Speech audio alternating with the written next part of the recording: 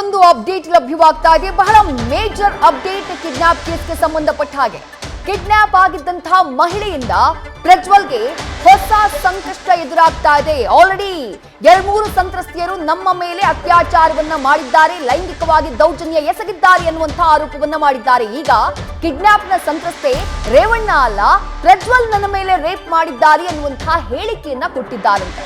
ಕಣ್ಣೀರಿಟ್ಟು SIT ಎದುರು ವಿವರಿಸಿದ್ದಾಳಂತೆ ಮಹಿಳೆ. SIT ಉನ್ನತ ಮೂಲಗಳಿಂದ ನ್ಯೂಸ್ ಪೋಸ್ಟ್ಗೆ ಲಭ್ಯವಾಗ್ತಾ ಇರುವಂತಹ ಮಾಹಿತಿ ಇದು. ನ್ಯಾಯಾಧೀಶರ ಎದುರು ಕೂಡ ಹೇಳಿಕೆಯನ್ನ ಕೊಡೋಕೆ ಸಂತ್ರಸ್ತೆ ಒಪ್ಪಿಗೆಯನ್ನ ನೀಡಿದ್ದಾಳೆ ಅನ್ನುವಂತಹ ಮಾಹಿತಿ ಲಭ್ಯವಾಗ್ತಾ ಇದೆ. ಈ ಅನುಮಾನ ಆರಂಭದಿಂದ ಇತ್ತು. ಯಾಕಂದ್ರೆ ಕಿಡ್ನಾಪ್ ಪ್ರಕರಣ ಆದಂತಹ ಸಂದರ್ಭದಲ್ಲೇ ತಮ್ಮ ಮಗನನ್ನ ರಕ್ಷಣೆ ಮಾಡೋದಕ್ಕೆ, ಆತನ ವಿರುದ್ಧ ಸಂತ್ರಸ್ತೆ ದೂರು ನೀಡದಂತೆ ಮಾಡೋದಕ್ಕೆ ಆಕೆಯನ್ನ ಕಿಡ್ನಾಪ್ ಮಾಡಲಾಗಿದೆ ಅಂತ ಹೇಳಲಾಗ್ತಾ ಇತ್ತು. ಈಗ ಆ ಕಿಡ್ನಾಪ್ ಪ್ರಕರಣದ ಸಂತ್ರಸ್ತೆ ಪ್ರಜ್ವಲ್ ರೇವಣ್ಣ ನನ್ನ ಮೇಲೆ ಅತ್ಯಾಚಾರ ಮಾಡಿದ್ದಾರೆ, ನ್ಯಾಯಾಧೀಶರ ಎದುರು ಹೇಳಿಕೆ ಕೊಡೋದಕ್ಕೆ ನಾನು ಸಿದ್ಧ ಅನ್ನುವಂತಹ ಸ್ಟೇಟ್ಮೆಂಟ್ ಅನ್ನ ಕೊಟ್ಟಿದ್ದಾಳೆ ಅನ್ನುವಂತಹ ಮಾಹಿತಿ.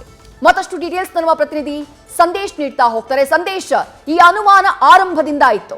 ಕಿಡ್ನಾಪ್ನ ಯಾಕೆ ಮಾಡಿಸಿದ್ರು ಅನ್ನುವಂಥ ಪ್ರಶ್ನೆ ಮೂಡಿದಾಗ ಮಗನನ್ನ ರಕ್ಷಣೆ ಮಾಡೋಕೆ, ಮಗನ ವಿರುದ್ಧ ಆ ಸಂತ್ರಸ್ತ ಮಹಿಳೆ ದೂರನ್ನ ಕೊಡಬಾರದು ಅನ್ನುವಂತಹ ಕಾರಣಕ್ಕೆ ಈ ಕೃತ್ಯವನ್ನ ಮಾಡಿಸಿದ್ರು ಅನ್ನುವಂಥ ಅನುಮಾನ ಆರಂಭದಿಂದ ವ್ಯಕ್ತವಾಗ್ತಾ ಇತ್ತು. ಈಗ ಅದಕ್ಕೆ ಪುಷ್ಟಿ ನೀಡುವಂತೆ ಸಂತ್ರಸ್ತೆಯ ಹೇಳಿಕೆ.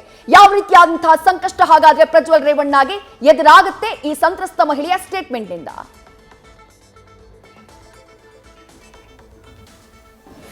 ವಿದ್ಯುಶ್ರೀ ಕಿಡ್ನಾಪ್ ಮಾಡೋದಕ್ಕೆ ಮೂಲ ಉದ್ದೇಶವೇ ಇದಾಗಿತ್ತು. ಅಂದ್ರೆ ಪ್ರಮುಖವಾಗಿ ಸಂತ್ರಸ್ತ ಮಹಿಳೆ ಅಪಹರಣವಾಗಿದ್ದೇ ಈ ಕಾರಣಕ್ಕೆ ಅಂತ ಹೇಳಲಾಗ್ತಾ ಇತ್ತು. ಈಗ ಸದ್ಯ ಸಂತ್ರಸ್ತ ಮಹಿಳೆಯನ್ನ ಈಗಾಗಲೇ ಸೆಕ್ಯೂರ್ ಮಾಡಿಕೊಂಡು ಅವರ ಸ್ಟೇಟ್ಮೆಂಟ್ ಅನ್ನ ಪಡೆಯುವಂತ ಕೆಲಸವನ್ನ ಈಗಾಗಲೇ SIT ಅಧಿಕಾರಿಗಳು ಮಾಡ್ತಾ ಇದ್ದಾರೆ. ಅಂದ್ರೆ ಒಂದು ಕಿಡ್ನಾಪ್ ಪ್ರಕರಣಕ್ಕೆ ಸಂಬಂಧಪಟ್ಟಂತೆ ಒಂದು ಕ್ಲಾರಿಟಿಯನ್ನ ಪಡೆಯುವಂತ ಕೆಲಸವನ್ನ, ಅಂದ್ರೆ ಯಾರು ಕಿಡ್ನಾಪ್ ಮಾಡಿಸಿದ್ರು ಅಥವಾ ಕಿಡ್ನಾಪ್ ಮಾಡಿದಂತಹ ವ್ಯಕ್ತಿಗಳು ಯಾರ ಹೆಸರನ್ನ ಹೇಳ್ತಾ ಇದ್ರು ಅನ್ನೋದಕ್ಕೆ ಸಂಬಂಧಪಟ್ಟಂತೆ ಮಾಹಿತಿಯನ್ನ ಒಂದು ಕಡೆ ಕಲೆಕ್ಟ್ ಮಾಡ್ತಾ ಇದ್ರೆ, ಮತ್ತೊಂದು ಕಡೆ ಈಗಾಗಲೇ ಸಂತ್ರಸ್ತ ಮಹಿಳೆ ಕೂಡ ಆ ಕಿಡ್ನಾಪ್ಗೆ ಸಂಬಂಧಪಟ್ಟಂತೆ ಮಾಹಿತಿಯನ್ನ ಕೊಟ್ಟಿದ್ದಾರೆ. ಅಂದ್ರೆ HD ರೇವಣ್ಣ ಅವರೇ ಕಿಡ್ನಾಪ್ ಮಾಡಿಸಿದ್ದು ಅನ್ನೋದಕ್ಕೆ ಸಂಬಂಧಪಟ್ಟಂತೆ ಮಾಹಿತಿಯನ್ನ ಕೊಟ್ಟು SIT ಅಧಿಕಾರಿಗಳ ಮುಂದೆ ತನ್ನ ಮೇಲೆ ಆಗಿರುವಂತಹ ದೌರ್ಜನ್ಯದ ಕುರಿತಂತೆ ಕಣ್ಣೀರಿಡುತ್ತಾ ಆಕೆಗೆ ವಿವರಿಸ್ತಾ ಇದ್ದಾರೆ ಅನ್ನೋ ಮಾಹಿತಿಗಳು ಲಭ್ಯವಾಗ್ತಾ ಇದೆ.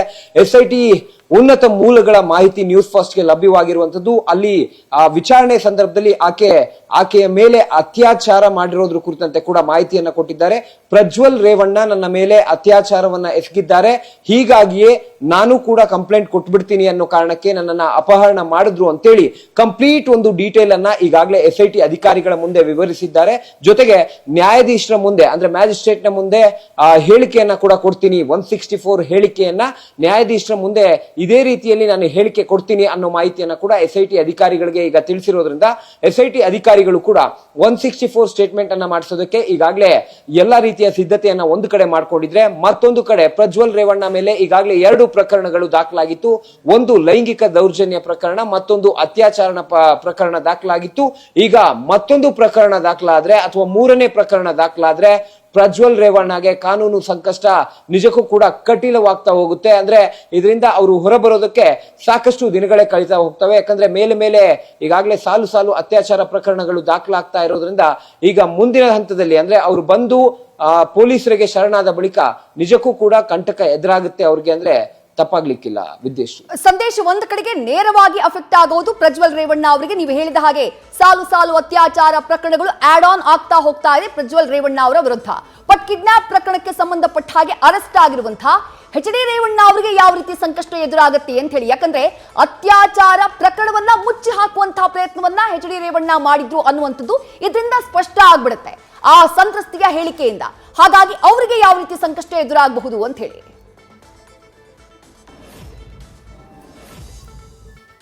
ವಿದೇಶಿ ಪ್ರಮುಖವಾಗಿರುವಂತದ್ದು ಇಲ್ಲಿ ಒಂದು ಅಪಹರಣ ಪ್ರಕರಣ, ಅಂದ್ರೆ ತುಂಬಾ ಗಂಭೀರವಾದ ಪ್ರಕರಣ ಆಗಿರೋದ್ರಿಂದ ರೇವಣ್ಣ ಅವರ ವಿರುದ್ಧ ಈಗಾಗಲೇ ಅವರನ್ನ ಅರೆಸ್ಟ್ ಮಾಡಲಾಗಿದೆ, ಜೊತೆಗೆ ಪ್ರಕರಣ ಕೂಡ ದಾಖಲಾಗಿದೆ. ಆದ್ರೆ ಇಲ್ಲಿ ಪ್ರಮುಖವಾಗಿರುವಂತದ್ದು ಸಂತ್ರಸ್ತ ಮಹಿಳೆಯ ಹೇಳಿಕೆ. ಅಂದ್ರೆ ಈಗಾಗಲೇ ಪ್ರಜ್ವಲ್ ರೇವಣ್ಣ ನನ್ನ ಮೇಲೆ ಅತ್ಯಾಚಾರ ಮಾಡಿದ್ದಾರೆ ಅನ್ನೋ ಒಂದು ಆರೋಪವನ್ನ ಮಾಡಿ ಈಗ ಹೇಳಿಕೆಯನ್ನ ಕೊಟ್ಟಿರೋದ್ರಿಂದ ಮುಂದಿನ ಹಂತದಲ್ಲಿ ಈಗ ರೇವಣ್ಣ ಅವರು ಯಾಕೆ ಕಿಡ್ನಾಪ್ ಮಾಡಿದ್ರು ಅಥವಾ ಯಾಕೆ ಕಿಡ್ನಾಪ್ ಮಾಡಿಸಿದ್ರು ಅನ್ನೋದಕ್ಕೆ ಸಂಬಂಧಪಟ್ಟಂತೆ ಮಾಹಿತಿಯನ್ನ ಪಡಿತಾ ಹೋಗ್ತಾರೆ.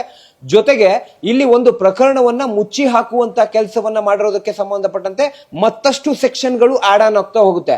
ಆ ಅಪಹರಣ ಪ್ರಕರಣ ಏನಿದೆ ಅದೇ ಒಂದು ಪ್ರಕರಣದಲ್ಲಿ ಸೆಕ್ಷನ್ಸ್ ಗಳನ್ನ ಆಡ್ ಮಾಡ್ತಾ ಹೋಗ್ತಾರೆ. ಅಂದ್ರೆ ಇಲ್ಲಿ ಗಂಭೀರವಾದ ಪ್ರಕರಣವನ್ನ ಮುಚ್ಚಿ ಹಾಕೋದಕ್ಕೆ ಅಥವಾ ದೂರುದಾರಿಯನ್ನ ಹೆದರಿಸೋದಕ್ಕೆ, ಜೊತೆಗೆ ಕಾನೂನು ಹೋರಾಟಕ್ಕೆ ಮುಂದಾಗಿದ್ದಂತ ಸಂತ್ರಸ್ತ ಮಹಿಳೆಯನ್ನ ಅಪಹರಣ ಮಾಡೋದಕ್ಕೆ ಸಂಬಂಧಪಟ್ಟಂತೆ ಈಗಾಗಲೇ ಆಕೆ ಏನಾದ್ರೂ ನಿಜಕ್ಕೂ ಈಗಾಗಲೇ ಹೇಳಿಕೆಯನ್ನ ಮ್ಯಾಜಿಸ್ಟ್ರೇಟ್ ನ ಮುಂದೆ ಅದೇ ಹೇಳಿಕೆಯನ್ನ ಕೊಟ್ಲು ಅಂದ್ರೆ ನಿಜಕ್ಕೂ ಕೂಡ ರೇವಣ್ಣ ಅವರಿಗೆ ಜಾಮೀನು ಸಿಗೋದೇನಿದೆ ಅಂದ್ರೆ, ಯಾಕಂದ್ರೆ ಈಗಾಗಲೇ ಜಾಮೀನು ಅರ್ಜಿಯನ್ನ ಸಲ್ಲಿಸೋದಕ್ಕೆ ಸಿದ್ಧತೆಯನ್ನ ನಡೆಸಿಕೊಂಡಿರೋದ್ರಿಂದ, ಅಂದ್ರೆ ವಕೀಲರ ಮುಖಾಂತರ ಜಾಮೀನು ಅರ್ಜಿ ಸಲ್ಲಿಸೋದಕ್ಕೆ ಈಗಾಗಲೇ ಸಿದ್ಧತೆಯನ್ನ ನಡೆಸಿರೋದ್ರಿಂದ ಕಸ್ಟಡಿ ಅವಧಿ ಅಂತ್ಯವಾದ ಬಳಿಕ ಆ ಜಾಮೀನು ಅರ್ಜಿಯನ್ನ ವಿಚಾರಣೆ ಮಾಡ್ತಾರೆ. ಈಗಾಗಲೇ 4 ದಿನ ಕಸ್ಟಡಿಗೆ ಕೊಟ್ಟಿದ್ದಾರೆ. ಹಾಗಾಗಿ ಕಸ್ಟಡಿ ಅವಧಿ ಮುಗಿದ ಬಳಿಕ ಅವರ ಏನು ವಿಚಾರಣೆಯನ್ನ ಮಾಡ್ತಾರೆ, ಆ ಸಂದರ್ಭದಲ್ಲಿ ಆಕ್ಷೇಪಣೆಯನ್ನ SIT ಅಧಿಕಾರಿಗಳು ಸಲ್ಲಿಸಬೇಕಾಗುತ್ತೆ ಅಥವಾ SIT ಅಧಿಕಾರಿಗಳ ಪರ ವಕೀಲರು ಸಲ್ಲಿಕೆ ಮಾಡಬೇಕಾಗುತ್ತೆ.